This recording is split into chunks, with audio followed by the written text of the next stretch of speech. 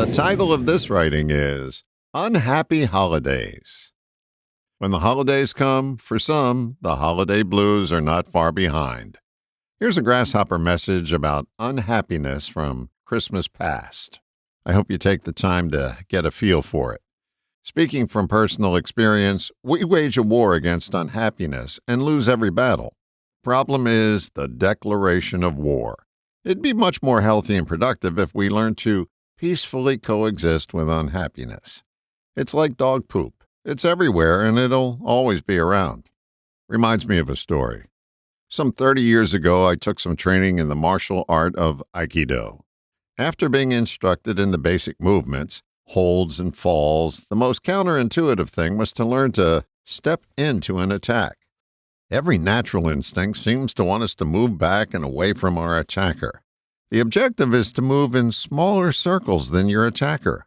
When you enter their larger circle with a smaller one, you control where the action flows. It's a simple principle to understand, but harder to put into action due to our conditioning. Our conditioning is to traditionally fight with unhappiness.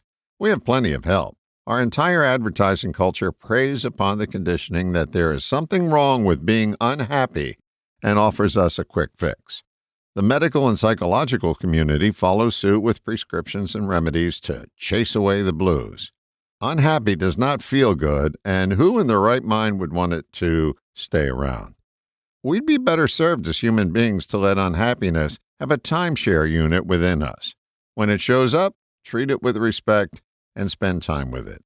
It's a powerful emotion that can be a driving force to what's next. But you have to let it take a seat and be with it in order to benefit by the energy it brings. If you fight it, you're negating its energy field and you never get the upside from the downside. That's because you're taking sides and making unhappiness your enemy. Unhappiness is relentless and will keep battering the castle door until it gets in. Fighting with unhappiness is more destructive and painful than letting it in. You make unhappiness an enemy by resisting it.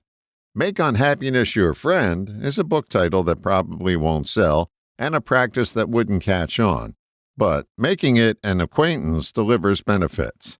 When you accept the unhappiness within, you give it free rein to roam around your body, where it eventually tires out and takes a rest. If you keep resisting it in your mind, it'll tire you out with constant weary battles. There's something on the other side of unhappiness, but you'll never get there unless you allow it to naturally move through you.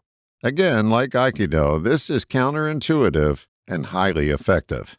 It takes practice, and the rewards of peace outweigh the spoils of war. All the best, John.